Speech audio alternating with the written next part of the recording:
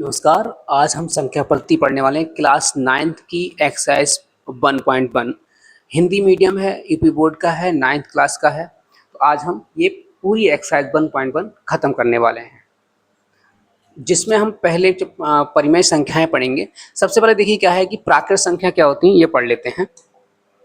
तो जो प्राकृत संख्या होती हैं वो आपकी 1 से लेकर के और सो ऑन लगातार होती हैं। ठीक है, ये सारी की सारी प्राकृत संख्या होती हैं। ये सारी की सारी क्या होती हैं? प्राकृत संख्याएं होती हैं। अगर इसी में ही आप बात करेंगे भाई पूर्ण संख्याओं की, तो पूर्ण संख्या क्या होती है?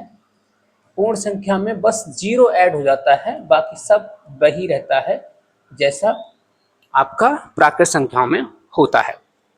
इसी में ही अगर मैं इसमें नेगेटिव नंबर्स को भी ऐड कर दूं,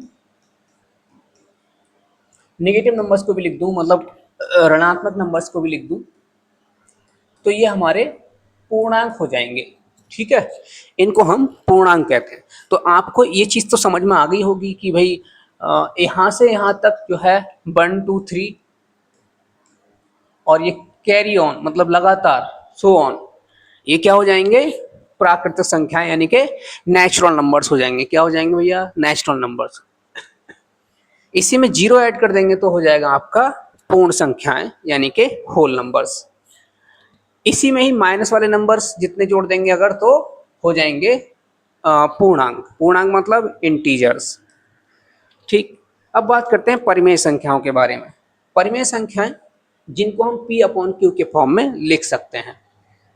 ठीक, कोई भी नंबर है जिसे हम P अपॉन Q के फॉर्म में लिख सकते हैं, वह सारी की सारी संख्याएं परिमेय संख्याएं कहलाती हैं, यानी कि रेशनल नंबर कहलाती है। रेशनल नंबर कहलाती हैं, रेशनल नंबर्स कहलाते हैं। ठीक है भाई,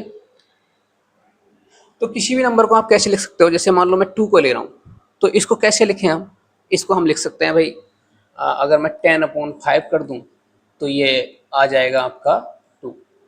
तो हम इसको भी पी अपॉन क्यू के फॉर्म में, जितने भी नंबर आप पी अपॉन क्यू के फॉर्म में लिख सकते हैं उन सारे के सारे नंबर्स को हम कहते हैं परिमेय संख्या या रेशनल नंबर। शर्त यह है कि जो q है वो 0 नहीं होना चाहिए। q is not equals to 0। q 0 नहीं होना चाहिए। q 0 नहीं होना चाहिए। ठीक, तो ये सारी की सारी संख्याएं क्या हैं? परिमेय संख्याएं हैं, यानी कि रेशनल नंबर हैं। इसी तरह से जो संख्याएं पी अपॉन क्यू के फॉर्म में नहीं लिखी जा सकती, उन सभी संख्याओं को हम कहते हैं इरेशनल नंबर या अपरिमेय संख्याएं। इसमें भी q is not equals to 0 होता है।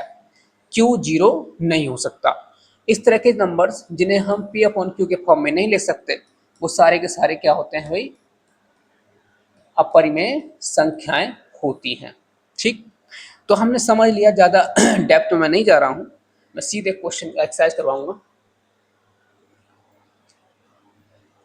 कौन सी संख्याएं परिमेय होती हैं, कौन सी अपरिमेय होती हैं? तो पहला क्वेश्चन है, पहला क्वेश्चन कह रहा है प्राकृत संख्याएं जो है वो एक पूर्णांक हैं। तो जाहिर सी बात है भाई, पूर्णांक कैसे हैं? तो अगर हम पूर्णांक लिखें -3 -2 -1 0 1 2 3, तो मैंने ये पूर्णांक लिखे, मैंने इंटीजर लिखे। क्या इंटीजर के अंदर प्राकृतिक संख्याएं आ रही हैं या नहीं आ रही? प्राकृतिक संख्याएं आ रही हैं, इसका मतलब है जो पूर्णांक है वो प्राकृतिक संख्याएं हैं। ठीक है, यानी कि प्राकृतिक संख्या एक पूर्णांक होती है। ठीक, ये भी करेक्ट हो गया, ये सत्य है। ठीक है, सत्य है। अगर दूसरे क्वेश्चन की बात करें कि दो परिमेय संख्याओं के मध्य अधिकतम 10 परिमेय संख्याएं होती हैं, जरूरी नहीं है, अनियमित हो, मतलब अनलिमिटेड हो सकती हैं, अनिश्चित हो सकती हैं, कितनी भी हो सकती हैं। ठीक, कितनी भी हो सकती हैं, जरूरी नहीं है कि 10 ही हो, बहुत सारी हो सकती हैं। अब बात करते हैं √2 एक अपरिमेय संख्या है। हाँ भाई, अपरिमेय संख्या है। ये वास्तविक संख्या भी है।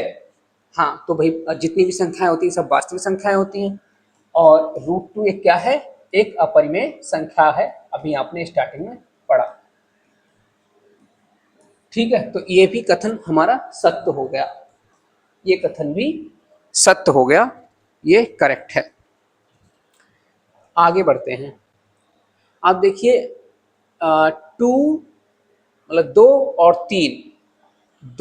3 के मध्य 5 परिमेय संख्याएं ज्ञात करनी है। 5 परिमेय संख्या ज्ञात करनी है। तो जैसे कि मैंने अभी स्टार्टिंग में बताया था, आप इस 2 को कैसे लिख सकते हो?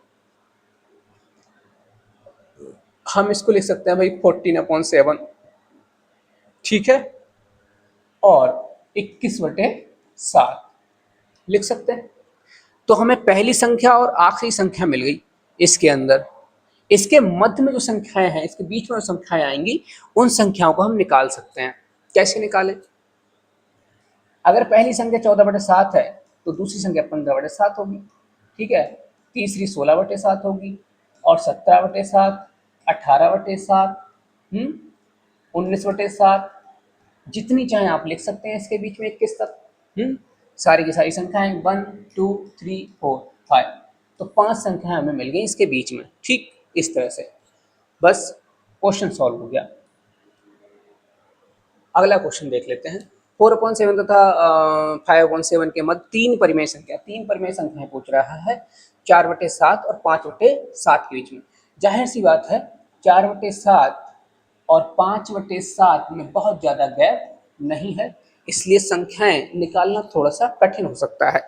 इसीलिए हम कुछ ऐसा करेंगे कि हम इनका जो डिस्टेंस है वो बढ़ा देंगे।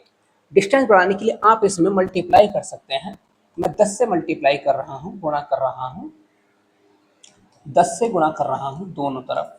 ठीक, दोनों तरफ गुणा जब करेंगे आप, तो ये हो जाएगा 40, ये हो जाएगा 70, ये हो जाएगा 50 और ये हो जाएगा 70। ठीक है, तो पहली संख्या हमें मिल गई 40/70, 40/70 मिल गई, और आखिरी संख्या हमें मिल गई 50/70। अब जितनी भी संख्याएं इसमें पूछी गई, 3 संख्याएं पूछ रहा है, तो हम उसको लिख सकते हैं। कैसे लिखें? 40 पहली है तो 41 हो जाएगी, 42/70 हो जाएगी, 43/70 हो जाएगी। भाई 3 संख्याएं ये हमने निकाल दी। ठीक है, आई होप आपको समझ में आ रहा होगा, कोई दिक्कत वाली बात नहीं है। ठीक है, आगे बढ़ते हैं। 15 से 17 के मध्य एक परिमेय संख्या ज्ञात कीजिए। 15-17 के बीच आपको पता होना चाहिए, एक ही पूछा है तो 15 और 16 और 17। 15-16 के बीच में पूछ रहा है तो एक संख्या ऑलरेडी आपके सामने रखी है। दिक्कत तब हो जाती है जब 2 पूछता, 3 पूछता, 4 पूछता, ठीक है, तब दिक्कत हो सकती थी। लेकिन डायरेक्टली आप 16 पकड़ सकते हैं। ठीक, तो ये आपका आंसर इसमें हो गया। 2/5 तथा 3/5, 2/5 तथा 3/5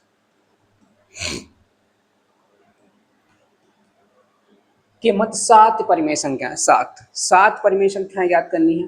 तो जाहिर सी बात है, देखो जैसे हमने अभी क्वेश्चन करा था जिसमें गैप कम था, ठीक है, इसी तरह से इसको भी करेंगे। इसमें भी गैप कम है, तो हम क्या करेंगे, पहले गैप बढ़ाएंगे, इनके अंदर संख्याएं लाएंगे। तो 2/5 मल्टीप्लाई कर दो, 10 से गुणा कर दो, ठीक है, 10 से इसमें भी गुणा कर दिया हमने। 3/5 इसमें भी 10 से गुणा कर दी, इसमें भी 10 से गुणा कर दी। ये हो गया 20/50 और ये हो गया 30/50।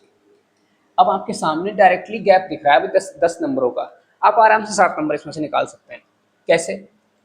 21/50, 22/50, 23/50, 24/50, 25/50, 26/50, 27/50, 28/50, जितने चाहें आप लिख सकते हैं। ठीक है, 7 पूछे, 8 पूछे, 9 10, ठीक है, तो 10 तक तो ये आराम से आपके सामने ही दिख रहा है। इस तरह से आप उनके बीच में जो संख्याएं हैं उनको निकाल सकते हैं इजीली, कोई दिक्कत वाली बात नहीं है। नोट करते चलिए।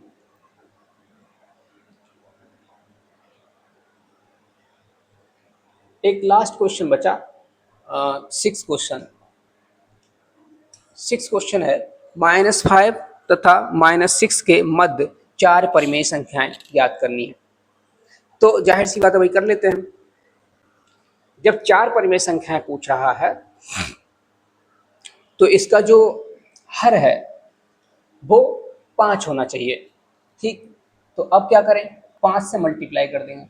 अगर ये 5 लिखा है तो नीचे भाई 1 है, ठीक है। 5 से इधर, 5 से इधर, इसी तरह से ये 6 है, इधर 5 से और इधर 1 है तो 5, ठीक है। तो ये हो गया -25/5, ये हो गया -30/5। कोई दिक्कत परेशानी है तो बताओ। तो कुछ इस तरह से ये हमने स्टार्टिंग का नंबर और एंड का नंबर हमने लिख लिया, ठीक है भाई। जाहिर सी बात है, 4 परिमेय संख्या पूछ रहा है तो इसका जो हर है वो 5 होना चाहिए। तो हमने 5 से ऊपर नीचे मल्टीप्लाई कर दिया, गुणा कर दिया, ठीक। तो हमारे सामने नंबर आ गया, स्टार्टिंग वाला और एंड वाला। इनके बीच में आप संख्या निकाल सकते हो आप।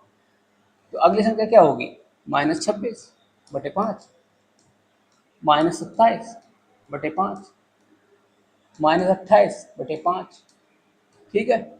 4 पूछ रहा है, 29 माइनस का 5। इस तरह से 4 संख्याएं आपके सामने आ गई, ठीक है, परिमेय संख्याएं। चलो भाई, ये एक्सरसाइज आपकी खत्म हो गई, बहुत बेहतरीन, आपको समझ आई होगी, ये आपको समझ आई होगी। अगली एक्सरसाइज के साथ जल्द मिलूंगा, जुड़े रहिए मेरे साथ। Thank you so much for watching the video.